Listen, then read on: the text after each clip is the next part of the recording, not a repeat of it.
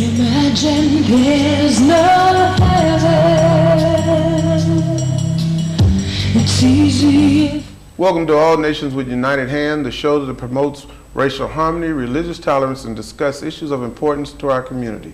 Today we're having part 2 with Dr. Nathan Rabb, and he does holistic medicine, and we're going to be back with this very special guest right after this commercial. I'm your host, Fred Shaw Jr. No hand below us, above us only sky.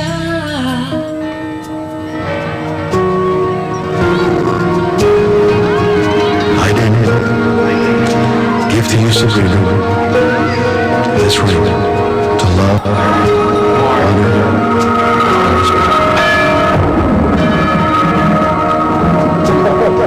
so we pray. Grandma!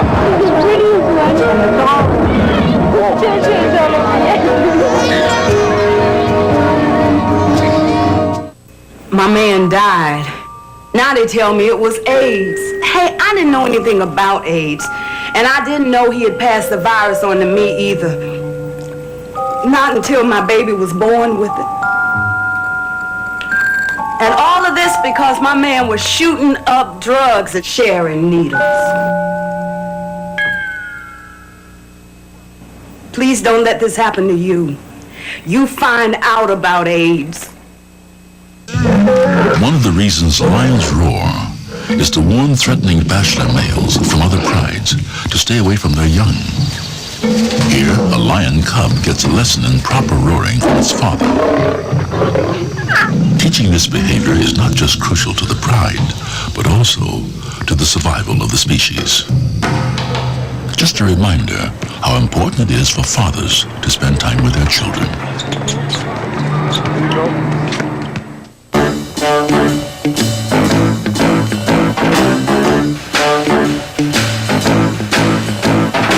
When you mentor a child, you don't have to be perfect. You just have to be yourself. Do good. Mentor a child. Call 1-877-BE-A-MENTOR.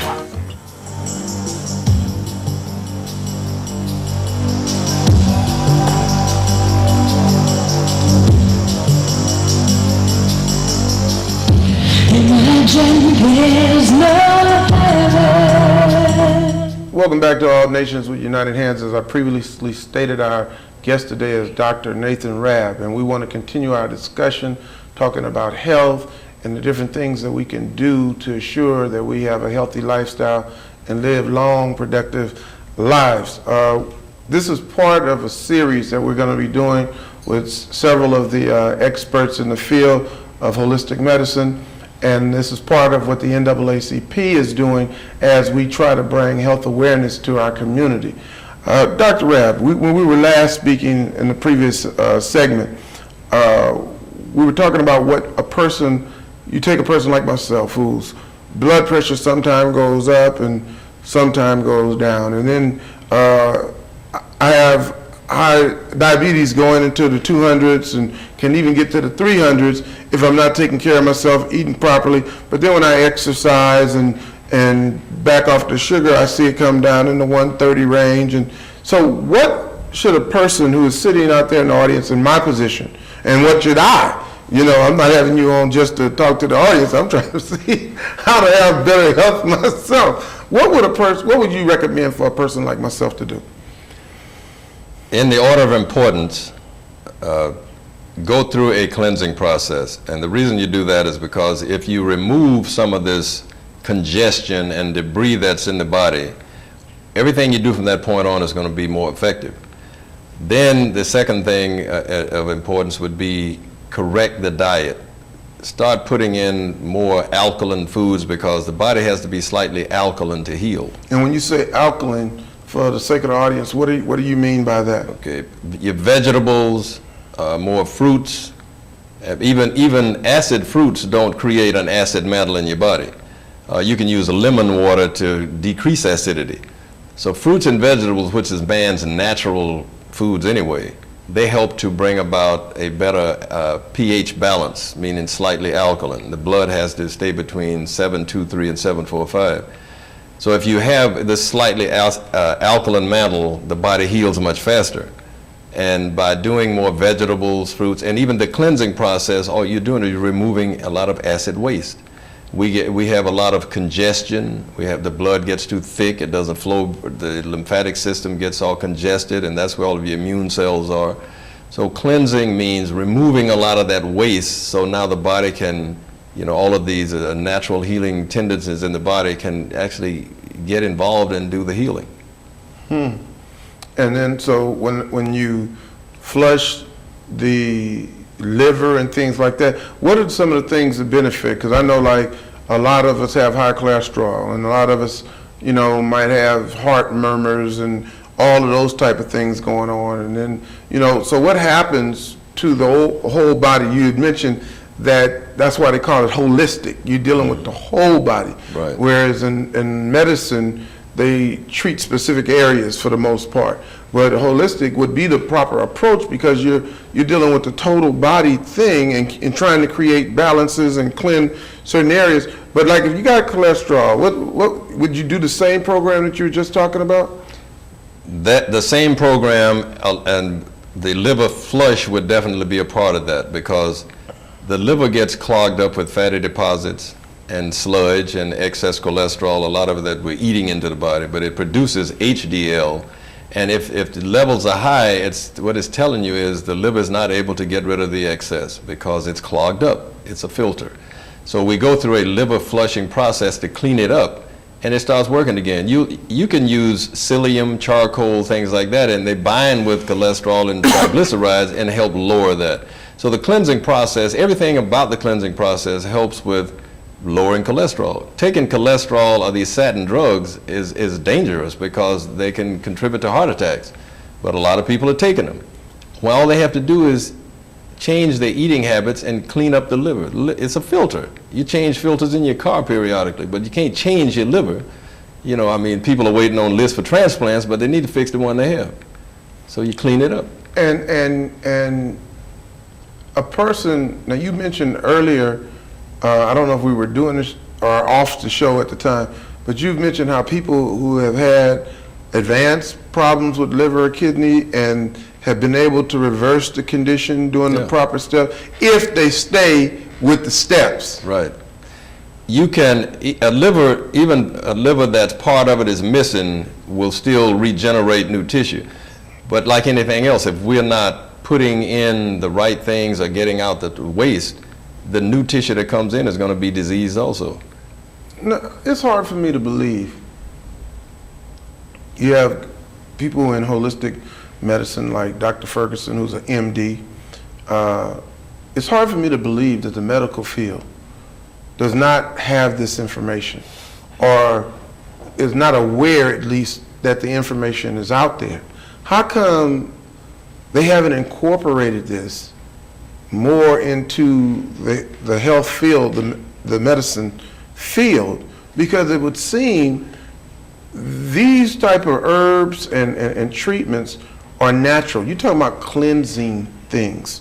You're talking about setting things in order by unclogging things, taking away areas that are blocked and so that things can flow properly.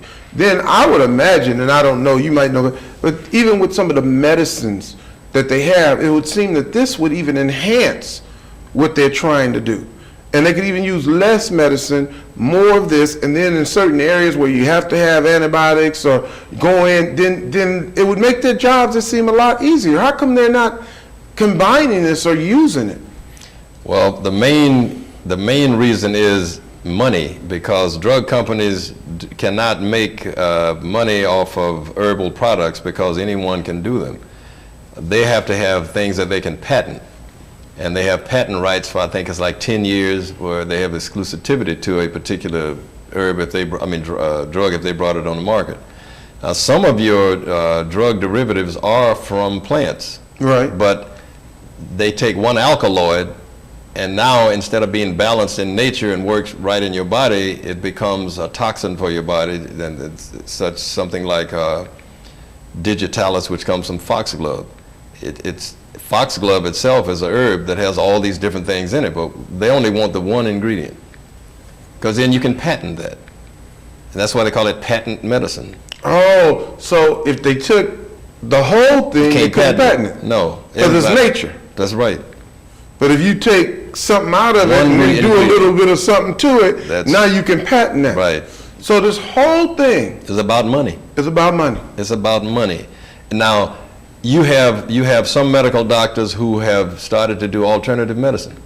So that tells you something. Somewhere along the line, their consciences got to them, and they started doing what, like Dr. Lorraine Day, you might have heard of her, the lady that she had breast cancer. She was a medical school professor. Now all she talks about is holistic medicine. You think she's like a minister in a church. Everything is, don't do that, don't do chemo, don't, you know. It's so somewhere along the line, Dr. Julian Whitaker, there are a number of medical, I get newsletters in my office all the time from medical doctors who are now, they're pushing vitamins, or not a lot of them are pushing cleansing programs, but the vitamins, telling you to eat differently. So there are people out there with consciences, but you have a lot of them that if you go in and you may be going to a doctor that say, oh, don't waste your money on that stuff. I mean, they really talk it down when they actually know nothing about it. And then they tell you, what is the next word, or it's never been scientifically proven. Well, you know, of course it won't be scientifically proven. Because nobody's going to spend the money. That's right, that's right. But it doesn't mean it doesn't work. No, I mean, You it know. works for me all the time. I mean, I have a long list of success with getting people well.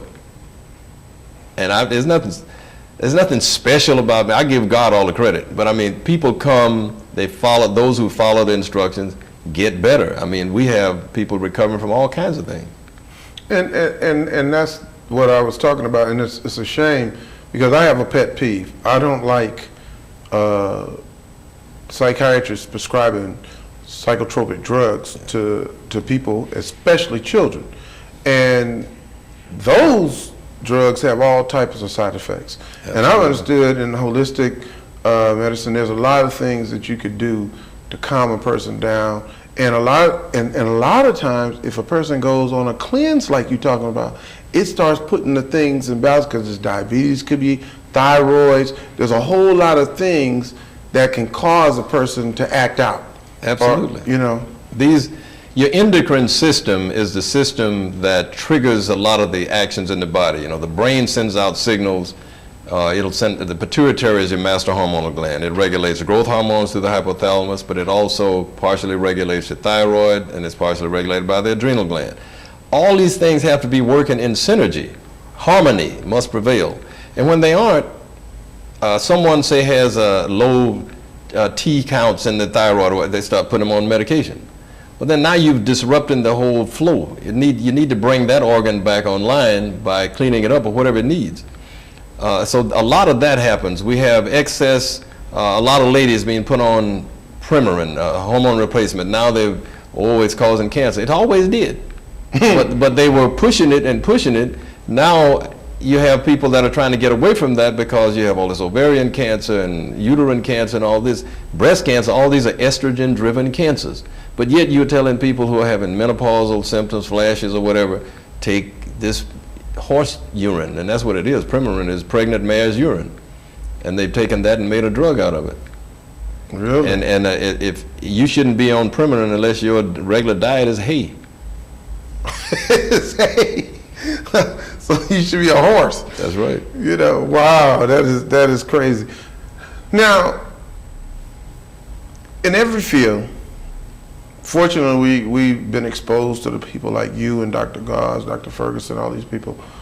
But in every field, there's the charlatans, the people who telling people, I will cure this, I will cure that, and then you go to them, you get these long treatments, you pay all this money, go back to the doctor, and the doctor tell you, well, yeah, you're in your last days, nothing has happened, nothing has changed. So what are some of the dangers of following holistic healing? One of the things you want to be very careful of, if you go into somebody's office and they tell you, for this much money I can cure your problem, get out of there in a hurry. I have never told anyone that I could cure them, and I never will tell anybody that. Mm-hmm. Number one, I don't know that they're going to follow the program. I don't know whether they're going to stay with it. All that I will say to someone is that this is the program to follow to give you a chance to recover, because you can't do it by poisoning yourself So you need to do it by removing poisons and feeding your body what it needs. It needs lots of enzymes, because enzymes are what make up your immune system, run your organs, digest your food, etc. So if you're dealing with anybody and they say, I can cure your whatever for this much money, or I can, no. And I've been asked that question. What's your success rate for curing? I said, I've never cured anything. And I never told anybody I could cure anything. Now, I said, lots of people have gotten well that came to me. But it was because they were good subjects and they were willing to follow instructions. See, everybody's looking for a good doctor, but a lot of good doctors are looking for good patients. People who can follow instructions and stay with it. Holistically, when you follow a holistic program, it takes time for the body to reverse processes. You can kill cancer in your body in a week, but it'll take you a year or two to rebuild your immune system to where it doesn't come back. So you just can't do it for a week and stop. And there are people who want to do, they say, well, I can go and have surgery and 6 rounds of chemo and I'm fine. No, you're not fine. That's the furthest thing from it. But that's what they're being told. And I've had people crying in my office saying things like, they didn't tell me it was going to come back. So you don't prepare, it's like, well, if he told you he was going to come back, he probably wouldn't go through all that stuff, chemo making you sick. But it's about building up the immune system so it does the work instead of tearing it down in the process of, it's like using chemotherapy and radiation is the same as setting off dynamite in your living room to get rid of roaches. There won't be no house left. You blow it and you're killing everything. And then there comes the bone marrow transplants. After they have destroyed your immune system with all these chemicals, bone marrow transplants, and a lot of times they don't take because you're trying to put my immune system into your body and it's going to totally reject it because that's not from whence it came. Now, let's say that a person is going through a chemotherapy and for cancer, and I come to you or somebody come to you and say, look, this is what I got. I got this sister or this mother or whatever who's been taking chemotherapy, and what do you do with them at that point to help them? Do you go straight to the cleanse? Yes. Well, first we have a conversation because I need to know that they're serious, because a lot of people come, they just come. Somebody say go and they come. I like to get a feel for, is this person serious? Do you really want to get well? Are you willing to do this? And once they tell me that they're committed to it, then now we can do something. Then it goes to cleansing. We have a program called Incurables, and the reason it's not called that because people can't get well. It's called that because they usually come when they get the doctor tell them they can't get well. So we just named it that. It's a very intense cleansing program. The first 30 days they're doing raw vegetable juices, 10 to 12 glasses of that, distilled water, and all of these cleansing herbs and tinctures and whatever. And sometimes, I always recommend some other things along with that, but superfood is a complete meal replacement of raw, green, natural beef stuff that feeds the cells. This is what they're doing because at that point, your body isn't digesting anything, so you don't put anything in there that it's trying to digest. You want it to be able to assimilate, so you put in liquids, raw juices. They have enzymes, nutrients, but they don't have any fiber, nothing to break down. The superfood is ground up into powder, so it's very little digestion going on there, assimilation, but you have a lot of green stuff, a lot of chlorophyll, enzymes feeding the cells. So in that first 30 days, yeah, they will lose some weight, but they're not going to starve to death because they're feeding the cells. But the body is using its energy to remove waste and start trying to heal itself, whereas when you're eating solid food, most of your energy is used trying to digest that food. That may not be giving you anything. Is superfood and the perfect food, are those the same things, or they're different? Superfood is a different product, brand? It's just a different brand. I have a product called Superfood. It has about 14 different things in it. It's a lot of green things, but it's all high energy, 65% protein, no animal products, no whey, nothing like that. And a lot of people that come to me are working out, pumping iron or whatever, they use that because it gives them the energy they need without being sluggish.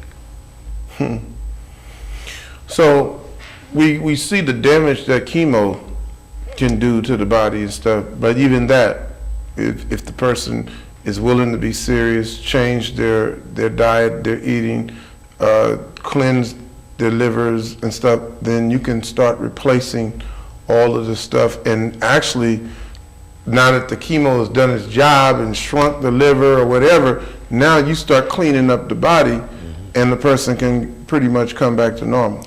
Often I have people that come that are on chemo and they say, well, can I do this while I'm on chemo? Now, I don't recommend they do the chemo, but I can't tell them not to do it. And I don't refuse to help them if they are. That's their choice. You know, it's as long as they understand what it can do, and that's why I keep tapes around from medical doctors talking about chemo and its dangerous effects. So they understand. You do the cleansing to help decrease the collateral damage. That's what you're doing, because there's going to be some damage. But you can decrease the amount of damage by doing some positive things along with the chemo. The doctors are telling the people, don't do this because it's going to affect. No, chemotherapy kills good and bad cells. Right. Taking natural things into your body are going to help protect the healthy cells, and there are some things that can even reconvert cancer cells into healthy cells. So we want to save all the cells we can. Mm-hmm. So don't use antioxidants. And there was even a medical doctor, I don't remember his name, but he was on TV one day. He said, why would you tell people not to do things that's going to protect them when you're giving them some poison? He said it would make more sense to tell them to do these things, but they look at it as if it's going to affect the chemo. No, you have healthy cells in here you don't want destroyed. Wow. So there's a lot of problems with but anyway, it's not a therapy that's designed it doesn't cure anything. It kills, it goes into your body and eradicates, but the sad part about it is it's not specific to what, it just indiscriminately kills cells. So then a person should be putting vitamins and different things into their bodies, even though and I know you're not trying to clash with conventional medicine, but conventional medicine tries to tell us that when you're going through chemo and you're trying to shrink the tumor and so forth, you don't want to put vitamins and things like that in, because the tumors themselves will feed on that, and become stronger. But that's just old thinking, or? A tumor, number one, is not healthy tissue. It's adipose tissue. It's diseased tissue. It's mutating cells. Oxygen is death on cancer. But most cancer patients, as I said earlier, most cancer patients can't get well because their bodies are so acidic. The oxygen can't penetrate their cells. The cell has to be at least somewhere in the neighborhood of 7.4, which is very alkaline. If you can get your body cells up to 8, then you rocking and rolling. But most of these people I test them with test strips. They come in my office. Some of them are down into the 5 range, 6 range. That's very acidic. You're not going to heal from anything at that range. Now, then wouldn't it seem wise to come up with a process that could eject, even though it's acidic and everything, but that could eject oxygen straight into the cancer? Because if the cancer eats it up or kills it or whatever, the oxygen kills it, whatever, wouldn't it be smart just to come up with a process to be able to just to inject it into? In this country, you can go to jail for using ozone, oxygen therapies, because the only legal treatments for cancer in the United States is chemotherapy, radiation, and surgery. So it's safe to say that in the name of profit, yes, they have eliminated the alternatives and have blocked the road to progress. People go down to Mexico and do ozone therapy, various oxygen therapies, things of that nature. A lot of those clinics in Mexico, they were from here, but they got run out of here because you're harassed so much. Well, I know there was 2 doctors who did some kind of blood circulation treatment for HIV/AIDS people, and they would heat the blood to a certain level. Right. You know what I'm talking about? Yeah. And they went to Mexico. And then next thing I knew, they had them on the news. Mexican government was looking for them because a patient they treated for AIDS had died. Now, they didn't even say the person died of AIDS. They didn't even say if it got hit by a bus, car, whatever, which meant that the government somehow got in there and put them on the run. And I hate to say the government, because there's always some individual that's causing those type of things to happen. It's not like there's a government conspiracy, but somebody has gotten into the mindset of our government to where we won't take a look at what right do they have to have a monopoly on healing. If I'm dying of cancer, why can't I go to any place in the world to save my life? What right the government have to say, oh, you can't, if it's not surgery, if it's not chemotherapy, if it's not radiation, you can't do it. I'm dying. You still can't do it. I mean, that doesn't make sense. Because there's more emphasis on the drug companies' abilities to earn profit than it is on people getting well. That's a sad state of affairs. It's a very sad state of affairs, but that's where we are. That's the reality of the situation. Now, what is the difference between, you say holistic healing, we talk about curing. What is the difference between healing and curing something? Number one, I grew up on a farm back in South Carolina. We used to butcher hogs, and we raised them. They had no antibiotics or hormones in them. And we used to cure that meat. But, in order for it to cure, they had to be dead. There could be no life in the body, because if things are alive, they change. Now, how can you cure something that changes all the time? Healing has to do with the body being restored to a state of homeostasis, meaning balance. But if you don't continue to feed it right, it's going out of balance. So when someone says cure, but see, that what they call a cure is if you live 5 years after the initial invasion of your body, that was supposed to be successful. You might die the next day. So how can you say, cure is a misnomer completely. There's no such thing as cure. You can't cure anything. As the body changes, cells are sloughed off, new ones come in. If you aren't doing healthy things to make your body stronger, then it's going to get weaker. So how do you cure?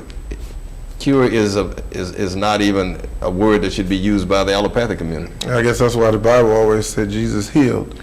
Healing is man can heal or not heal, but he'd never be cured unless you did. We have about a minute left. What can we do to combat obesity and high blood pressure, diabetes, cancer, all these debilitating diseases? What can we do? It has to be done through education. We have to somehow, and see, the only way it's going to work, you got to get it into the school system. The government came out with something in the 80s that had to do with the dietary things, and they got jumped on by the AMA and backed off. So who's in charge? Mm-hmm. This is the only way you're going to get people to, I mean, these things can be addressed, but we've got to address what people are consuming. You got fast food places on every corner. Oh, man. You got sugar, you got, even in your schools, you got, so right now, that's what has to happen. Somewhere along the line, someone has to take a stand, and I don't know who's going to do it. I mean, I'm out here trying, but who's in charge of all this? The government of and for and by the people is not there's too much special interest. I mean, it's impossible that these people don't know that good nutrition would change this whole picture, but it won't make money for the multinational drug companies. With that, I want to thank you for coming on our show and informing our audience as to what is going on and how they can have better health. Until next time, I'm your host, Fred Shaw Jr., and let's change the mindset. God bless.